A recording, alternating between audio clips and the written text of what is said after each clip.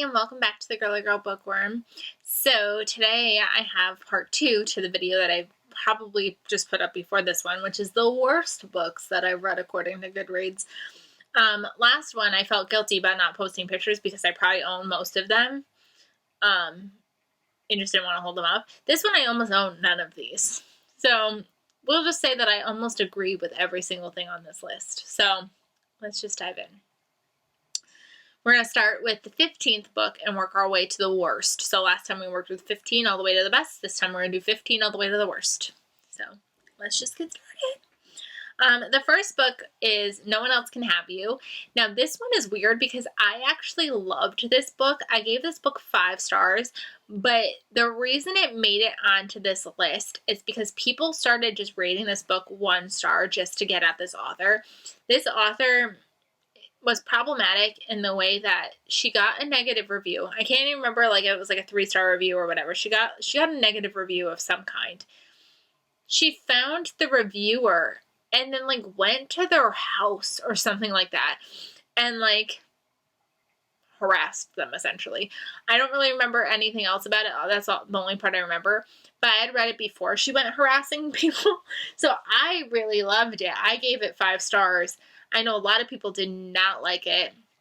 I can't even remember. I think the story was about a stalker, just based off the title, No One Else Can Have You. I'm pretty sure it was like a girl, and there was this guy who was like in love with her. And I can't remember if he kidnapped her or something. I don't remember. I don't remember what it was about. I read it forever ago at this rate.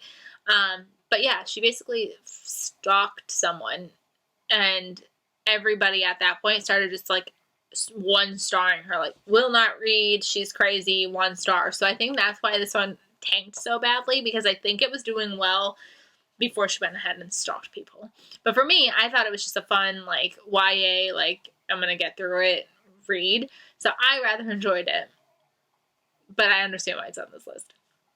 Number 14, The Jet Setters. I'm not surprised this is on this list because it's a Reese Witherspoon pick, and I hated it. I absolutely hated it. So I feel like it could make this list because it was so bad. I know a lot of people who did not like this book. And because it's a Reese Witherspoon pick, so many people have read it. So I think that's where the ratings are able to be so low. So this is about like a woman who like wins this like vacation, and she takes her kids with her, even though they're kind of all like estranged from each other. And here I am thinking, it's going to be a jet-setting vacation. Like, we're going to get to see, like, different things. Like, they were on a cruise. Like, we're going to be in all these different locations. And it's going to be so much fun. It was not fun.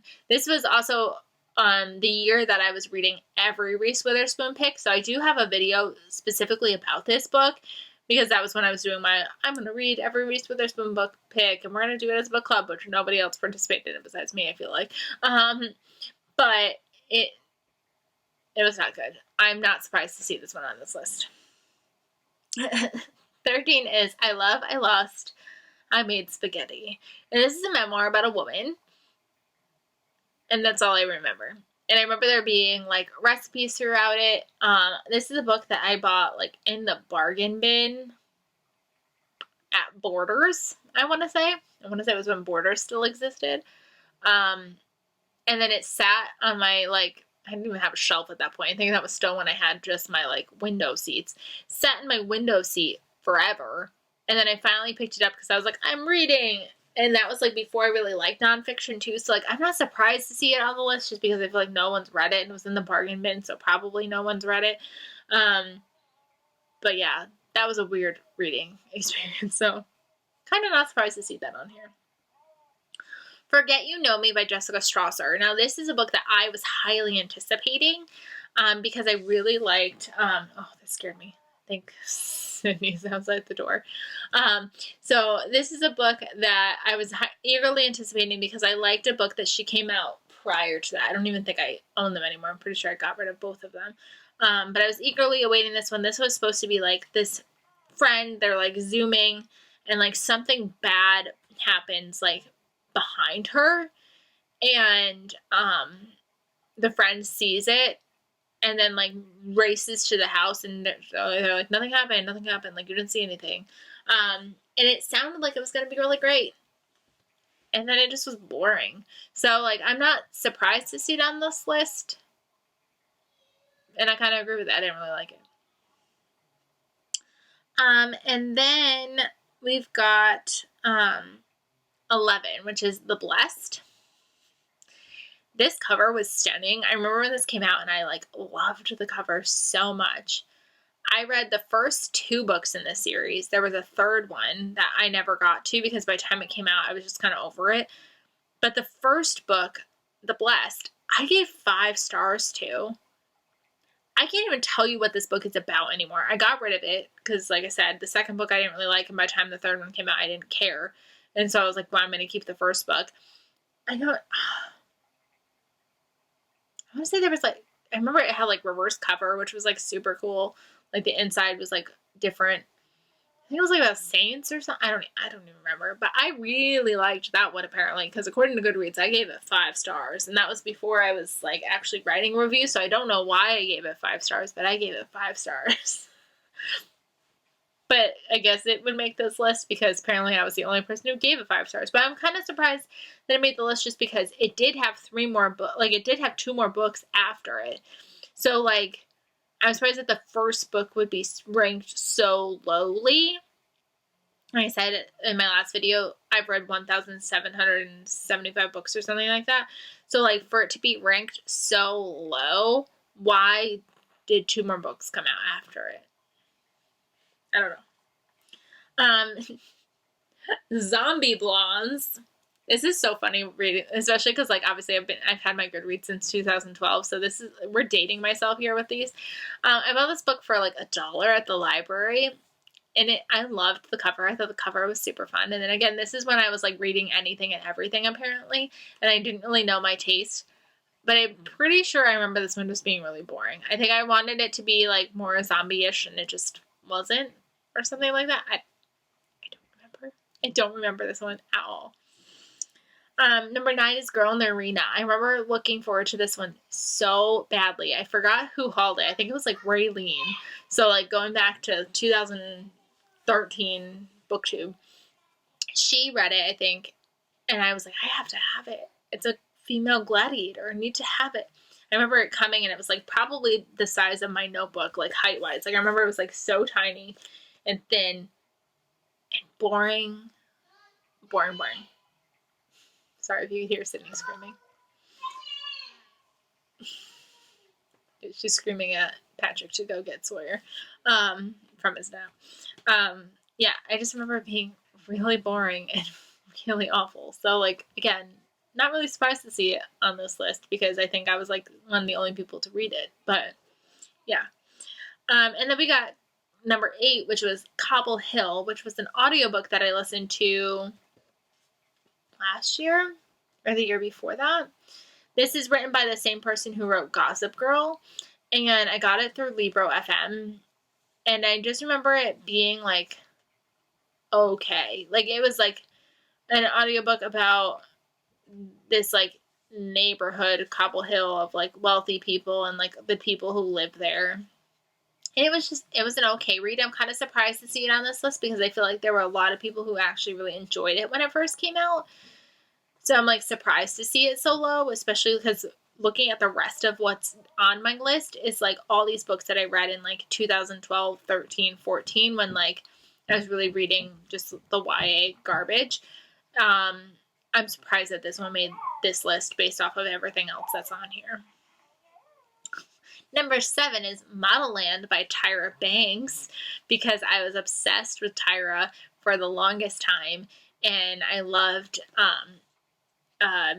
America's Next Top Model. I still do, even though I know it's very problematic, but I'm obsessed with all things America's Next Top Model. And there was a season where she was talking about her book, and they even did a photo shoot about her book, and I was like, I gotta read this. Yeah, don't do it. Celebrities who are not writers should not just suddenly write books. That's all I'll say. I feel bad, but like this was not good. This was so weird and out there. And I remember there was possibly supposed to be a sequel, but the sequel never came out. Like, I'm not surprised this is on this list. Number 6 is Between You and Me. I can't even tell you anything about this book. I like recognize the cover. I remember I think I bought it. I remember where I bought it. I bought it in a mall that was near where Patrick works that like is never open, and it's like a used bookstore. And I remember being like, oh, I feel like people are reading this. I should buy this. I don't even remember what it's about. Like, I know I read it. I remember reading it, but I have zero memory about it. So clearly deserves to be on this list. Number 5 is Nothing Bad Is Going to Happen, and this is the sequel to No One Else Can Have You. So again, I'm not surprised that this made the list either, because especially after the first one was just getting trashed, I was surprised that the sequel still came out. So I'm not surprised that it's so low on here, because I'm sure like no one else read it besides me. But yeah, so I'm not surprised that this one's on the list. Then I have the JAP Chronicles, which stands for the Jewish American Princess Chronicles. I got this one at my local library for like $1. And again, this is when I've learned a lot about myself through reading in those years, is whenever I would buy books just because they were cheap, I would often end up hating them. So this is one that I was like, oh, it's 50 cents, or oh, it's $1. It's pink and it's cute. I'll like it. I had no business reading this book. I had no reason reading this book. I was not the target audience.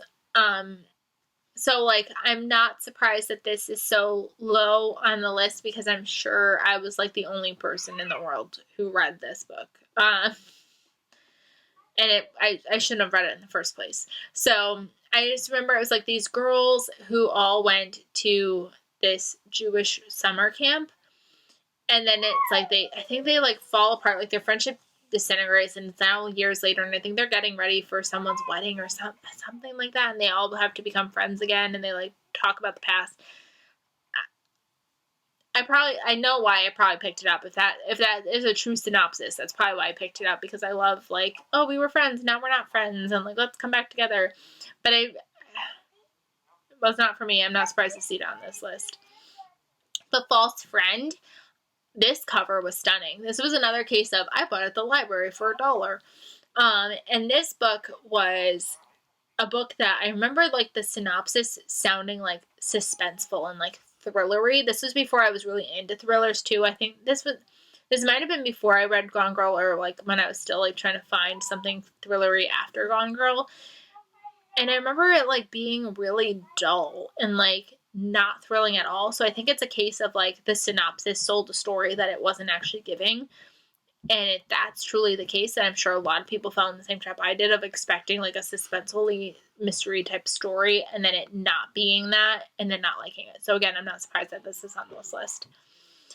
And then we've got The Turning, which I think I gave 1 star to. I remember it being really short. Jen from Reading with Pugs gave it to me, and I was like, oh, this will be cute. I'll read it really fast. And it didn't do anything for me. So not surprised to see it on this list. And number 1, as the worst book I've ever read according to Goodreads. This book is The Juliet Society, which is written by Sasha Grey, who is a porn star. And I bought it in the clearance section of Barnes & Noble. And again, it's a book written by a porn star. Are you surprised it's the worst book on my list? I'm not. So yeah, those are all the books according to Goodreads that are the worst books ever. And I agree with most of them. So that's pretty cool. Because the best ones I had some thoughts on. This one I was just like, they're all trash. I agree. So that's my worst books. I hope you guys enjoyed this video, and we'll see you guys really, really soon. Bye, everybody.